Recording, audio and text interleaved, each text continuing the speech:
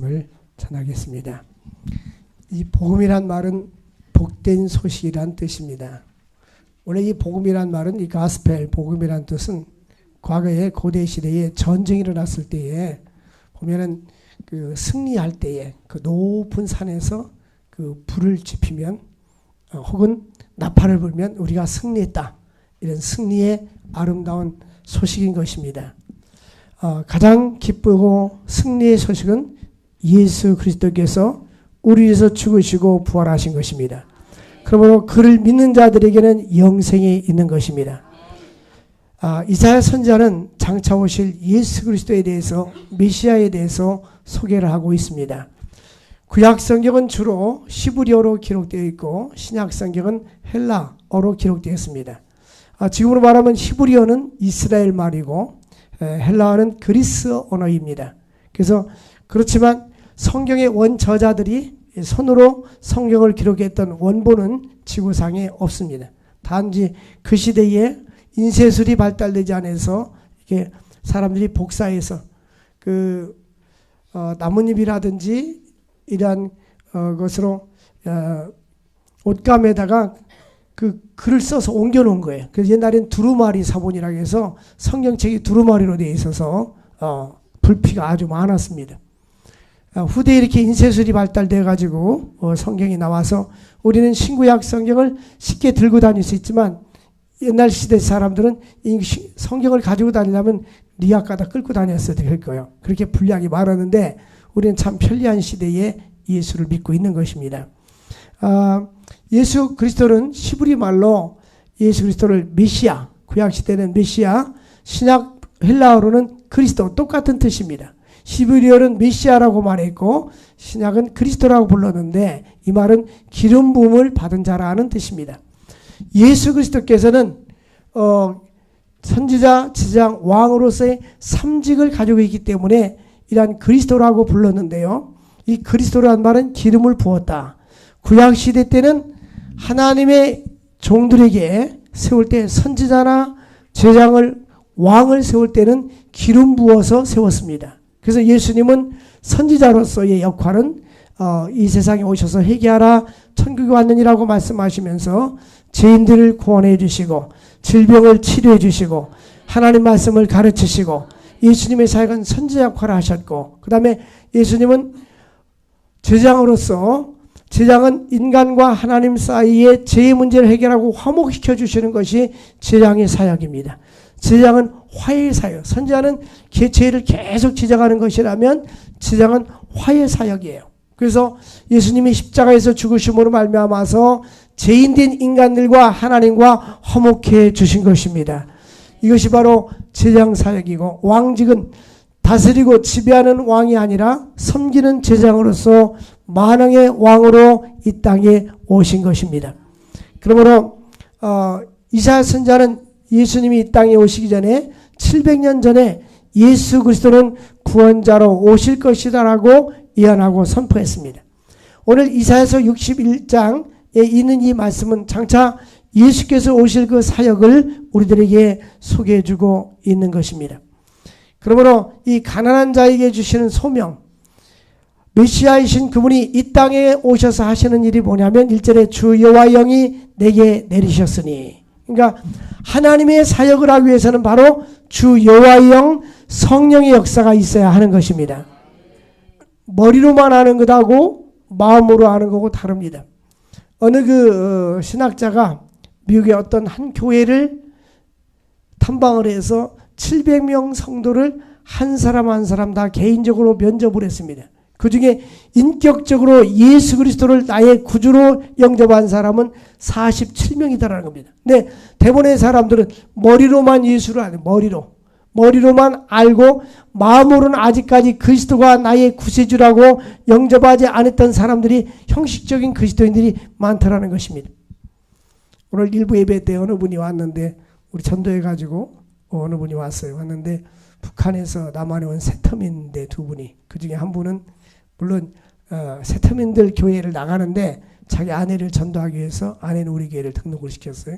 제가 끝나고 대화를 1시간 정도 대화했는데 북한에서 나름대로 좋은 신분을 가지고 좋은 직책을 맡았던 분이에요. 아주 상당히 똑똑한 분인데 예수를 깊이 알고 있는 거. 이분은 성경을 알고 있어요. 나한테 그래요. 목사님, 우리 아내가 그 예수님을 잘 모르는데 좀 이렇게 예수님을 소개해주는데 한 번에 많이 소개해주면 이 사람 튀어나가니까 조금씩 좀 가르쳐주세요. 그러면서 이 북한에서는 진화론을 가리킨대요. 자꾸. 그래서 자기는 아내한테 그래. 원숭이가 사람 된 게 아니야. 당신 원숭이가 사람으로 바뀐 게 아니야. 진화론은 뭔가 저등한 이렇게 생물체로부터 발전해가지고 뭐 원숭이를 이렇게 해서 사람이 됐다고 하면서 창공이나 가보면 침팬지랑 비슷해요. 이렇게 사람하고 비슷하게 손도 뻗치고 그러면 비슷한데 만약에 그렇다면 창경원에 있는 그 원숭이는 아직까지 왜 사람이 안 됐는가요? 그래서 이 사람이 확실히 무슨 얘기를 하면 하나님은 창조자다. 제가 안 가르쳐줬는데 이미 알고 있어요. 이건 대단한 신앙 갖고. 그래서 신앙에 깊이 들어가 있더라고요. 북한에서는 예수를 안 믿었는데 한국 온 지 10년 됐는데 예수를 깊이 알게 된 거예요. 우리 하나님은 우주 만물을 창조하시고 우리를 창조하신 창조자 하나님. 신앙의 가장 기본 틀이 어디에 있느냐면 사도신경에 다 들어있어요. 매주마다 사도신경을 신앙 고백하잖아요. 첫 번째 주로 전능하사 천지를 만드신 하나님 아버지를 목사님이 믿사오며 아멘. 이게 목사님이 믿는 하나님 우리가 믿어야 돼요. 천지를 창조하신 하나님을 내가 믿어줘야 되는 거예요. 만약에 내 믿음이 없다면 하나님 나에게 천지를 창조하신 하나님이 믿어지게 하여 주옵소서. 그의 아들 예수 그리스도를 내가 믿사오며. 그러니까 삼일체 하나님 성부 하나님 성자 예수 그리스도 그 다음에 성령 하나님 이는 성령으로 잉태하사라고 되죠. 동정녀의 탄생을 믿어야 되는 겁니다. 우리가 예수를 인격적으로 만나는 것은 축복입니다. 여기 성경에 보니까 성령이 나에게 임하심으로 그러므로 우리 마음속에 예수를 믿는 것은 성령의 사역입니다. 성령께서 나에게 물과 성령으로 거듭나지 아니하면 하나님 나라를 볼 수가 없느니라. 그래서 내 마음속에 성령이 와야 되고 예수님이 믿어야 되고 성령이 나를 강력하게 장악할 때 그때는 내가 성령의 사람이 됩니다. 이 사람들은 보면요. 세 가지 부류의 사람으로 영적으로 나눌 수가 있어요. 하나는 육의 사람. 육의 사람은 자연인. 하나는 자연인입니다. 이 자연인은 예수를 아직 만나지 못한 사람. 예수를 만나지 못한 사람들은 소망이 이 땅뿐입니다. 죽음에 대해서 전혀 생각지 않냐고 소망이 이 땅뿐이니까 이 땅에서 잘 먹고 잘 살고 누리고 살다가 가려고 하는 것이 자연입니다. 자연인들에게는 좋은 환경이 주어지고 물질이 주어지면 쾌락과 방탕과 향락과 자기만족을 해서 삽니다. 이것이 바로 자연인들입니다. 또 하나는 예수를 믿는 사람들은 두 부류로 나눴어요. 이제 자연인과 예수 믿는 사람들인데 예수를 믿는 사람 중에 영의 사람과 영에 속한 육의 사람, 육신의 사람이 있습니다. 고린도 교회 교인들에게는 바울이 자꾸 육신의 사람이라고 책망을 하고 있어요. 육신의 생각은 뭐냐? 예수를 믿는데 아직 경계선에서 확실히 벗어나지 못해서 자연인처럼 세상 쾌락과 향락을 즐기기를 원하고 세상 욕심에 차 있고 육신의 생각으로 가득 차서 육신의 욕망에 끌려 사는 사람들을 바로 육신에 속한 사람이라고 합니다. 이 그리스도인들 가운데에 육신에 속한 사람들이 60%, 70%, 80%입니다. 대부분 우리가 예수를 믿고 교회를 출석을 하지만 세상 사람과 똑같이 삽니다. 차이점이 전혀 없어요. 물론 예수를 믿고 천국 간다는 생각을 가지고 살지만 이 육에 속한 사람들, 이건 미성숙한 그리스도인들이. 거기서 더 구체적으로 나오면 바울사들은 육신에 속한 어린아이, 청년, 장성한 사람이 됐다 이러잖아요. 근데 영에 속한 사람들은 성에 강력히 지배를 받는 사람입니다. 이 영에 속한 사람은 로마서 8장에 보니까 육신에 속한 사람은 육신의 일을 생각하고 영에 속한 사람은 영의 일을 생각하라니 육신의 생각은 사망이요 영의 생각은 생명과 평안이니라. 근데 이 영에 속한 사람이 돼야 됩니다. 이 영에 속한 사람이 되면 나의 생각과 마인드가 바뀌기 시작해요. 어떻게 바뀌게 되면 성령의 생각으로 바뀌기 시작합니다. 하나님의 생각이 나의 마음과 생각을 장악하기 시작하는 거예요. 그래서 어떻게 하면 하나님을 기쁘시게 할까? 어떻게 하면 내 생애를 주를 위해서 살 수 있을까 하고 주님께로 향하게 되는 것입니다. 근데 육신에 속한 사람들은 영에 속해 있지만 육신의 생각을 더 많이 하고 육신에 끌려다니고 또 내 육신을 기쁘게 하며 삽니다. 그래서 영적인 것과 육신적인 것을 선택할 때 결정적인 단계에서는 항상 육신의 것을 선택하게 됩니다. 그러나 육신을 따르는 자들은 결국 사망의 길로 가게 된다는 것입니다. 그러므로 우리는 영의 생각을 쫓아야 될 줄로 믿습니다. 이것이 바로 영에 속한 사람인 것입니다. 하나님이 일하시는 사람은 누구냐? 영에 속한 사람을 통해서 하나님은 언제나 일하십니다. 영에 속한 사람을 통해서 하나님의 역사를 창조하고 이끌어 가시는 것입니다. 그럼 우리는 항상 성령님께서 나를 장악하시도록 나의 삶을 주님께 의탁해야 될 줄로 믿습니다. 근데 이게 내 생각만 가지고 되는 것이 아닙니다. 하나님께 기도해야 됩니다. 우리가 기도를 깊이 하다 보면 기도 응답받기 전에 먼저 내가 변화가 되는 거예요. 믿음이 없는 사람이 믿음의 사람으로, 육신의 사람이 영의 사람으로, 하나님의 응답을 받지 못하던 사람이 응답을 받을 만한 그릇으로 바뀌어지게 되는 것입니다. 그러므로 내가 성숙한 그리스도인이 되어야 되는 겁니다. 보면 이 통계적으로 보면 어느 단체든지 국가나 민족이나 사회나 그 단체를 이끌어가는 사람들은 3%라고 합니다.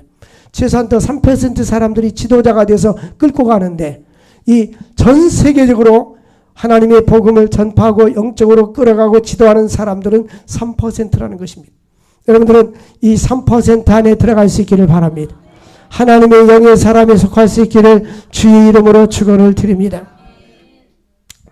그래서 산상수훈에 보면 심령이 가난한 자가 복이 있다 했는데 오늘 말씀에 보면 이사야 61장 1절에 여호와께서 내게 길을 우사 가난한 자에게 아름다운 소식을 전하게 하려 하심이라. 그런데 이 복음은 누구에게 전파되냐면 가난한 자들에게 복음이 전파됩니다. 이 가난한 자란 말은 두 가지 의미입니다. 하나는 물질적인 가난, 하나는 영적인 가난입니다. 이 물질적인 가난은 이 지구상에 많은 나라 수없이 많은 사람들이 있지만 우리나라도 마찬가지입니다.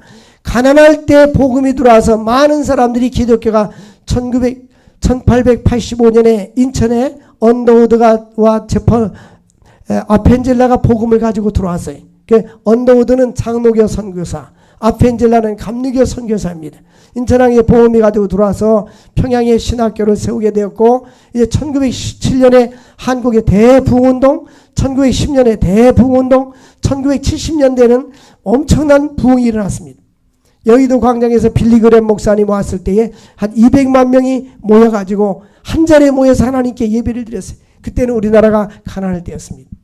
지금 경제가 성장하고 이제 물질이 발달하면서 한국 교회가 이미 내려막길을 내려가고 있어요.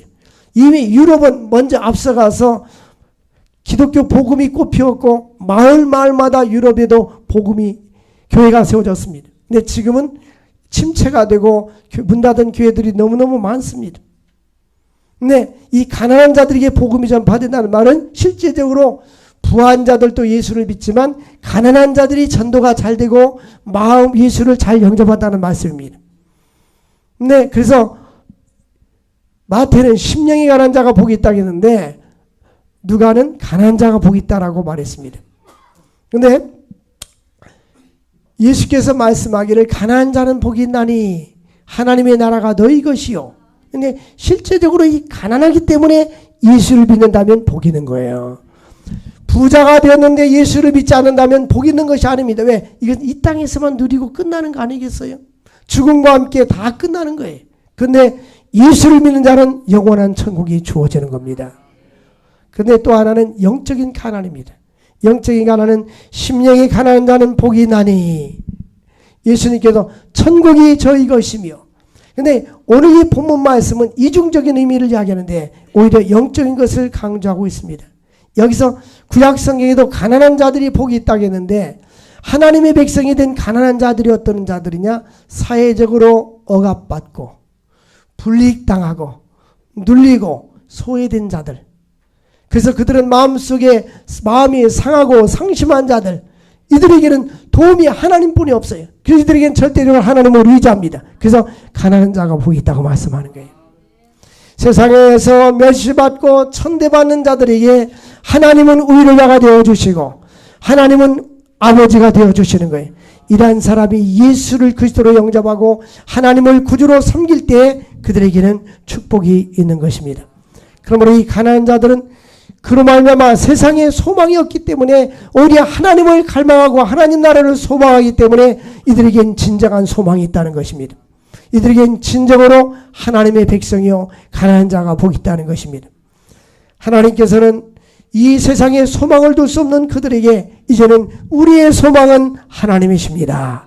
하나님 나라를 바라보고 하나님을 소망하는 자에게 진정한 소망이 있다는 거예요. 북이스라엘은 호세아가 활동할 때 남유다에서는 이사야가 활동을 했습니다. 이제 이들에게는 바벨론으로 포로를 잡혀가서 70년 동안 고통을 당하다가 다시 해방이 될 것입니다. 이사야는 그러한 것을 알면서 바벨론에서 멸망을 당한 남유다를 바라보면서 그러한 상황 속에서 주여 하나님의 나라가 속히 임하게 하여 주옵소서.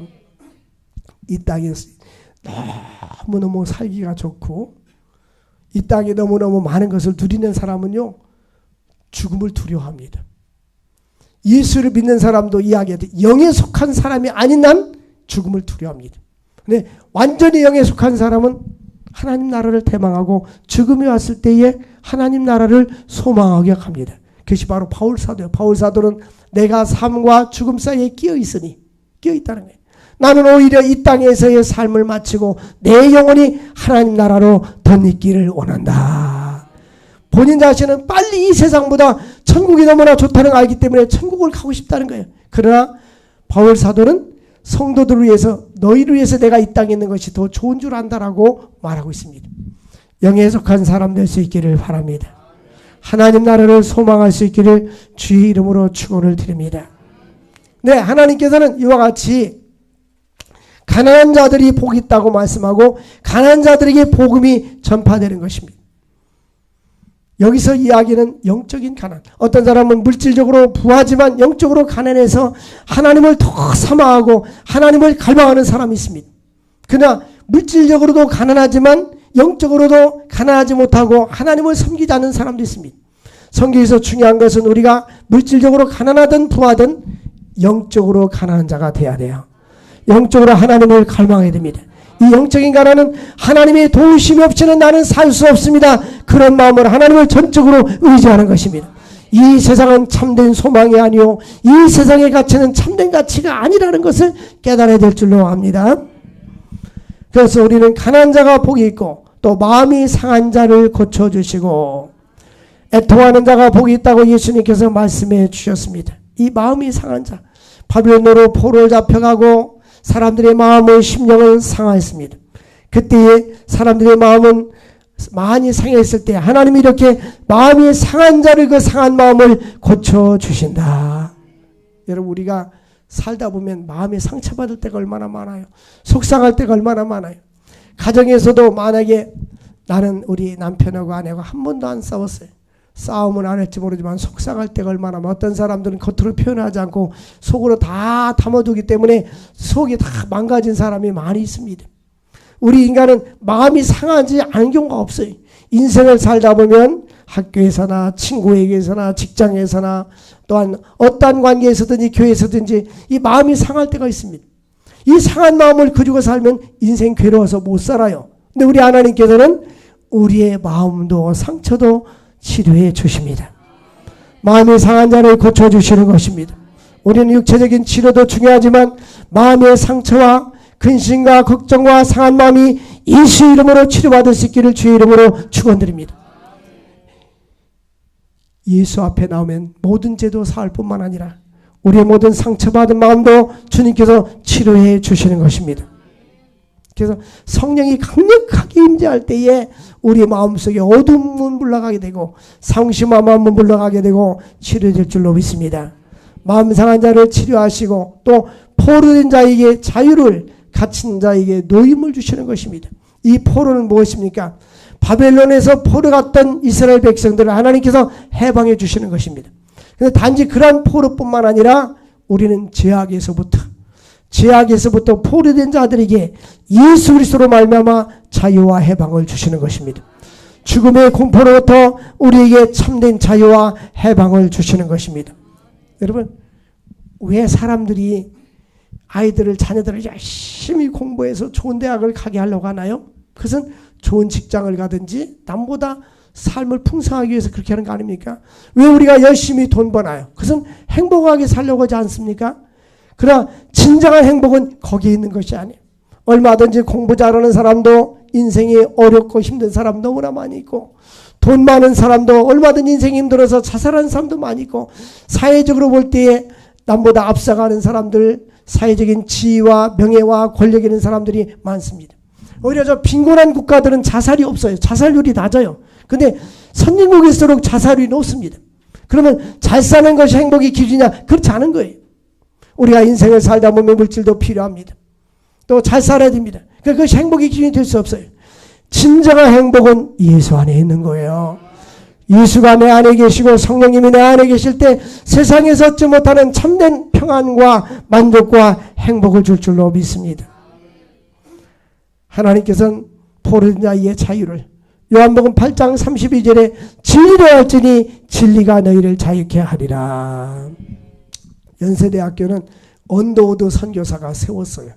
그래서 그 학교 교훈이 뭐냐면 진리가 너희를 자유케 하리라. 그래가지고 그 교문을 해서 쭉 가다 보면 그 이름을 백향로라고 하는데, 백향로로 쭉 가다 보면 본관이 있어. 본관 앞에 진리가 너희를 자유케 하리라. 그리고 언더우드 동상이 있단 말이에요. 그 언더우드 선교사가 저 미국에서 후원금을 받아다가 세브란스 씨라는 독지가한테 후원금을 받아서 병원을 세운 것이 이 세브란스 병원이에요. 연세대학교 병원을 세브란스 병원이라 부르는 겁니다. 여러분, 우리가 진리이신 예수님을 알 때에 참된 자유가 있어요. 과거에는 우리가 물질 때문에 얽매이고 가난해서 시달려 살던 우리들, 또 질병에 시달려 살던 우리들, 염려와 근심 걱정이 나를 억눌러 있지만 예수가 내 안에 들어오면 이것을 초월해서 감사가 생길 수 있고 만족할 수가 있는 것입니다. 진리 안에서 참된 자유를 누릴 수 있기를 주의 이름으로 축원을 드립니다. 찬송가도 주 안에 있는 나에게 뭐가 있으랴? 딴 근심이 있으랴. 우리 한번 좀 그것만 불러봅시다. 주 안에 있는 나에게 딴 근심이 있으랴. 됐어요. 그런데 예배당 문 닫고 다니면 딴 근심이 또 생기는 거예요. 교회 오면은 딴 근심이 없는데 교회 문 닫고 나가면 딴 근심을 또 다시 오는, 저 보따리를 유아실에다 놨다가 도대 찾아가는 거예요. 예수 안에 살 수 있기를 바랍니다. 너희가 세상에 아무것도 가지고 온 것이 없음에 또한 아무것도 가져가지 못하리니 먹을 것과 입을 것이 있은즉 족한 줄도 알 것이니라. 사실은 먹고 입는 거 외에는 다 놓고 가는 거예요. 믿음으로 살 수 있기를 바랍니다. 예수 그리스도는 우리에게 해방과 자유를 주시는 분이십니다. 이제니까 여호와의 은혜의 해와 우리 하나님의 보복의 날을 선포하여 모든 슬픈 자를 의뢰하되. 보면 이 하나님께서 은혜해란 뭐냐면, 은혜해는 구약시대 때 말하면은 이 희년을 얘기합니다. 희년. 6년 동안 농사를 짓고 7년 때는 땅을 쉬게 만들었어요. 이것은 안식년입니다. 안식년 때 땅을 쉴 때에 하나님은 안식년 전년도에 세갑절로 농사를 열매를 거두게 했어요. 100가마의 쌀을 거두는 사람은 300가마를 거두게 했어요. 그리고 그 다음에는 쉬도록 하셨습니다. 그래서 하나님이 전능하시는 게, 우리 인간의 이성으로는 매년 100가마를 쌀을 거두던 그 농지를 가지고 있는 사람이 6년 때는 300가마를 거둔단 말이에요. 왜? 하나님이 세갑절로 축복해 주셔요. 그리고 7년째는 쉬어라. 이 농지를 쉬게 하고 과손도 쉬게 하고 그 열매를 거두지 말라는 거예요.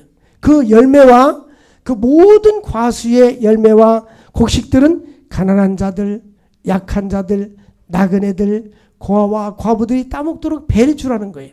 하나님은 이미 가진 자들에게 많은 걸 주셨으니 약자들을 생각해 주면서 살려라는 말씀입니다. 그리고 이 안식년 때는 노예를 해방시켜 주는 거예요.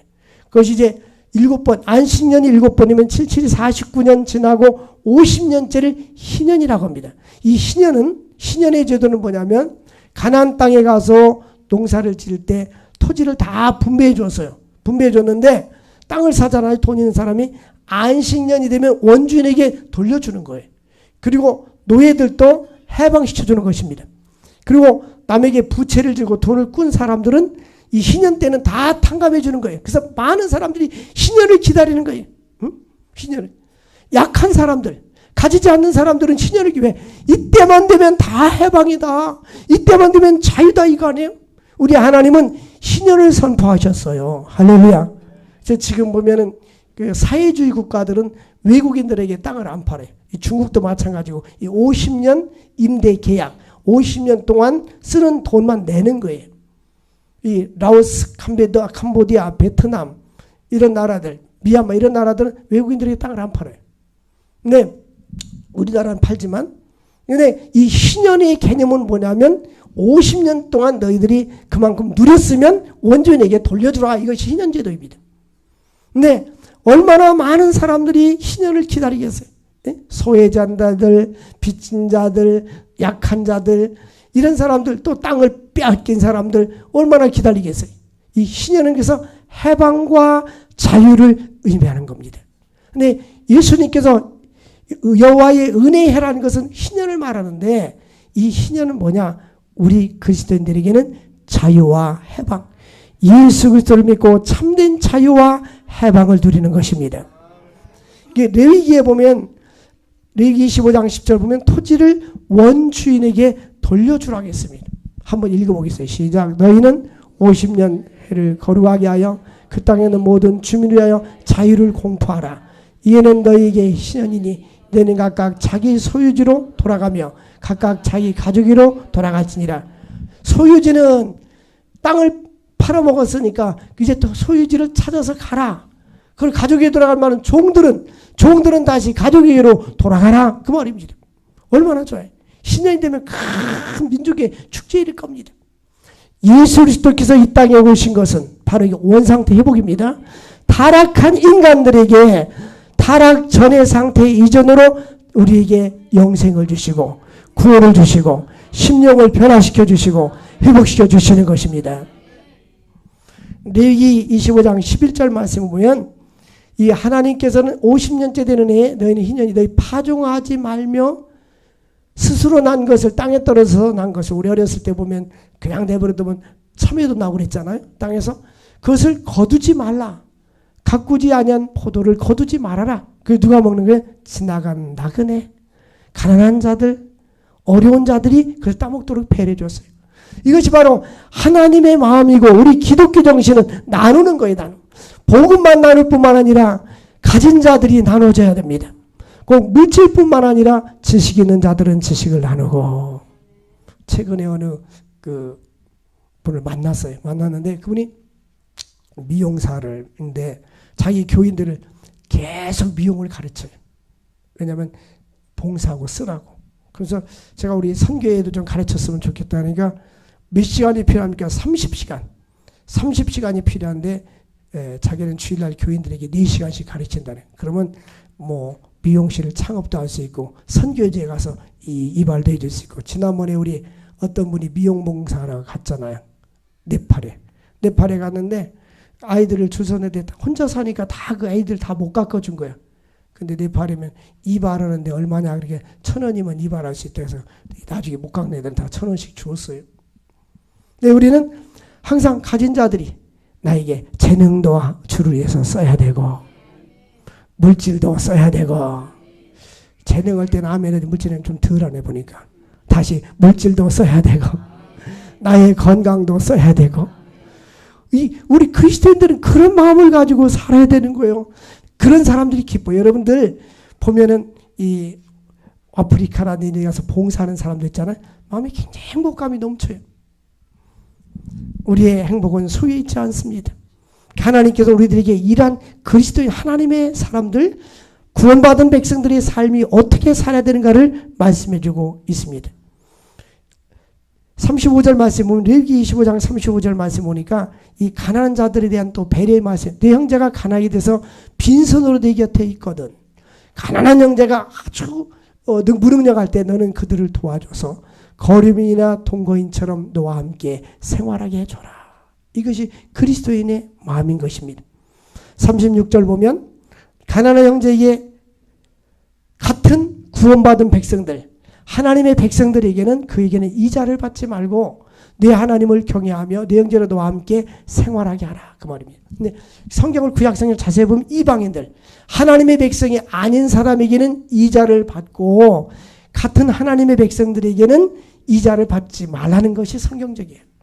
그러면 하나님이 그 이상으로 채워주시겠다. 할렐루야. 구워준 것이 없으니까 아멘도 안 하고 또 받아야 되니까 아멘도 안 하고. 이제 38절 말씀에 보면요.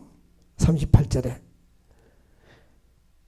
나는 너희 하나님이 되며 그 가나안 땅을 너희에게 주려고, 아직 가나안 땅에 들어가지 않았을 때 앞으로 가나안 땅을 너희에게 주려고 저 애굽 땅에 있을 때 너를 인도해낸 여호와 하나님이라.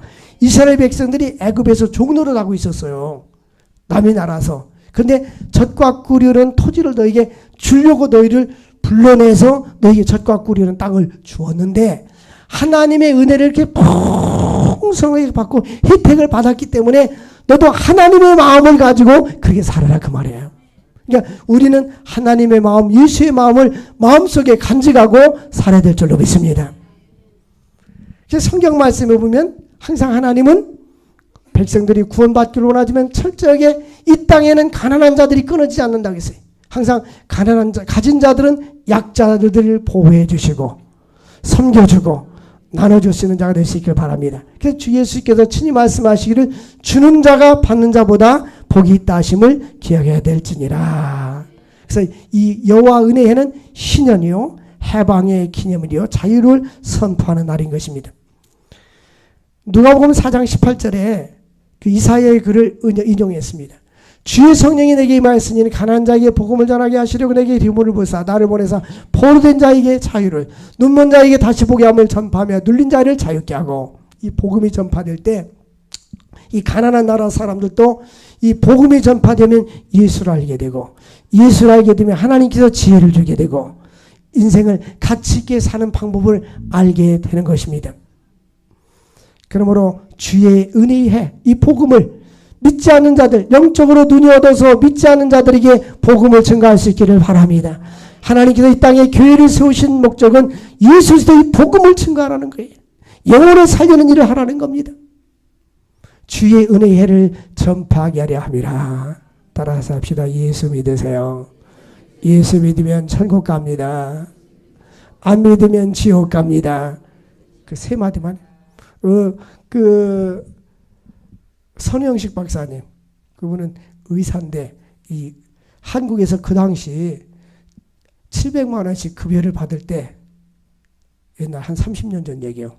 과장하면서 한 700만 원 받았는데 의사가 그 당시에 딱 포기하고서 선교사로 갔어요. 군의관한테 하나님 앞에 서약을 했대요. 근데 아버지가, 그 사람은 참 착한 분이잖아요.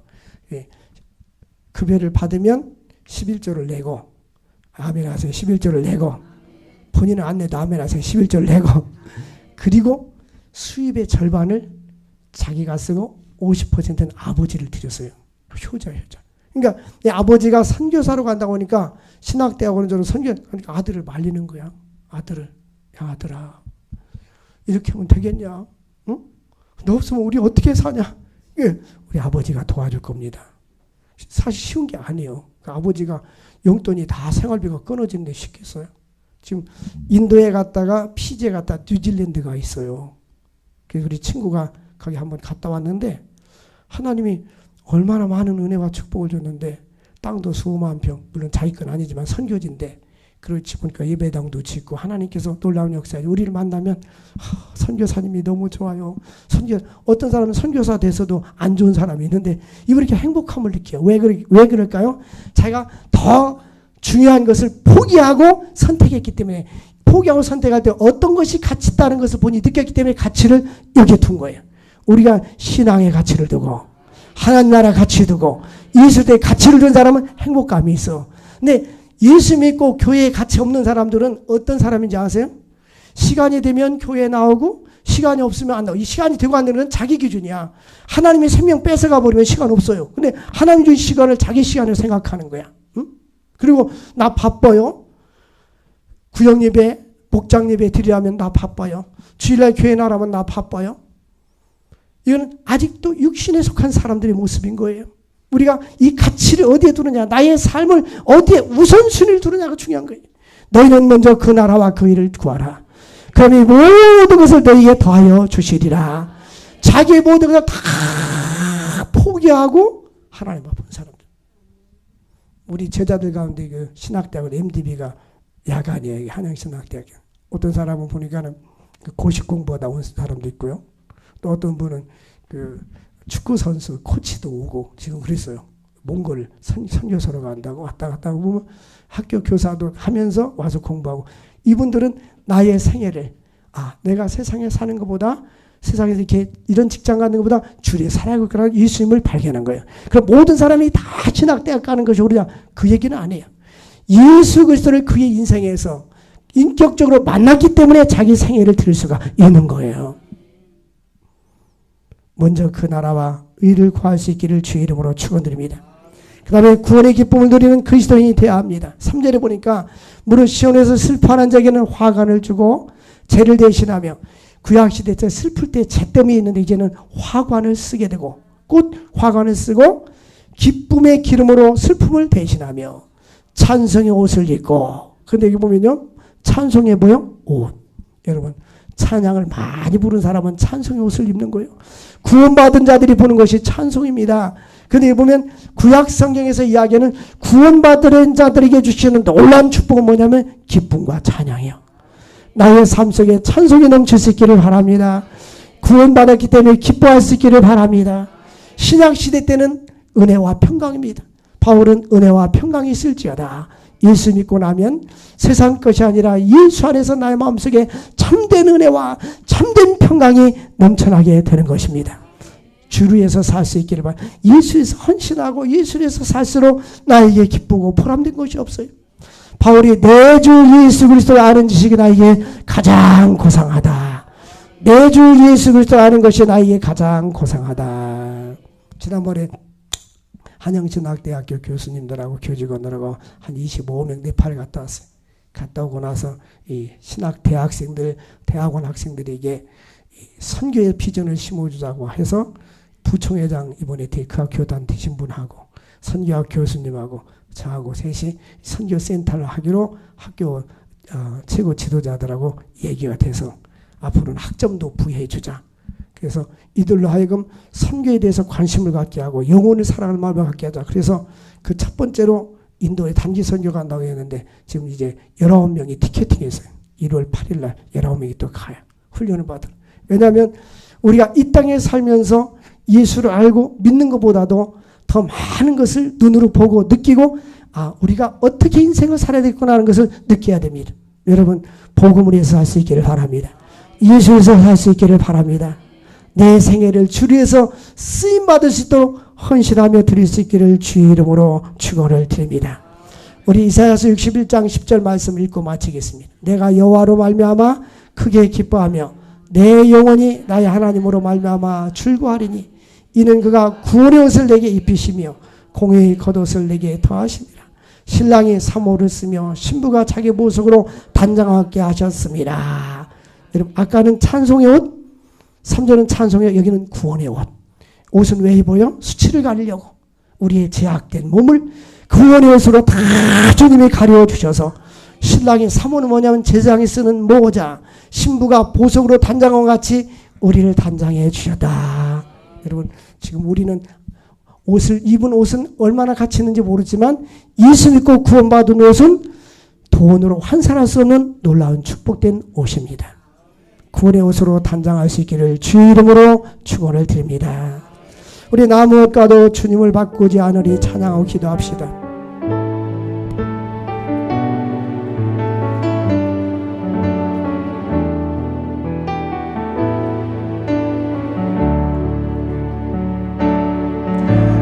무엇과도 주님을 바꾸지 않으리.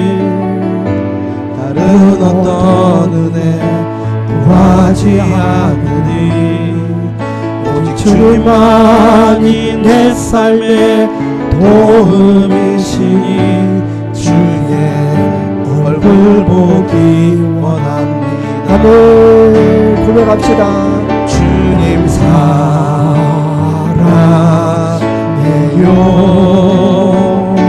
온 마음과 정성 다해 하나님의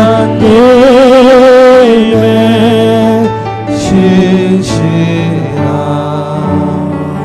진주 되기 원합니다. 주님 사랑해요. 주님 사랑해요. 온 마음과 정성, 온 마음과 정성 다해 하나님의 신실한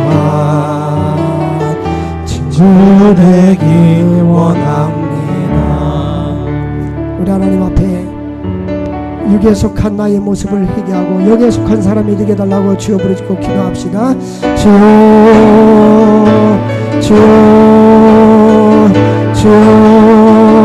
거룩하신 하나님 아버지 감사합니다.